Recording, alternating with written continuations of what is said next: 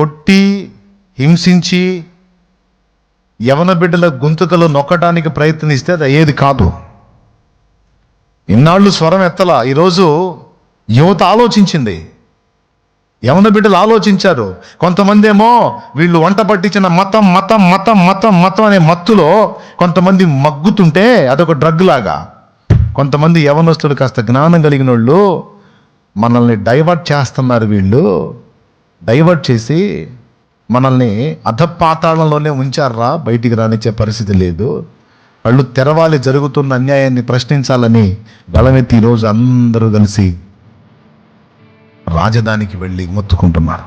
మీరు కొట్టండి, తిట్టండి, ఏమన్నా చేయండి, మా ఊపిరైనా వదులుతాం, కానీ మాకు న్యాయం జరగాలి. అంత అశ్రద్ధనా? మా ప్రాణాలంటే అంత తేలిక మీకు? అంత చేతగాని వాడు ఆ పదవిలో ఎందుకు ఉండాలి? తొలగించండి అతన్ని అని దీక్ష పూనారు. న్యాయమే, దానికి మీరు సమాధానం చెప్పాలి, అంతేగాని ఏం చేస్తున్నారు అంటే 40 కోట్ల మంది బిడ్డలకు ఈరోజు సరైనటువంటి భవిష్యత్తు కనపడట్లేదు. మీరు చూసుకోండి, కావాలంటే పరిశీలించి చూసుకోండి.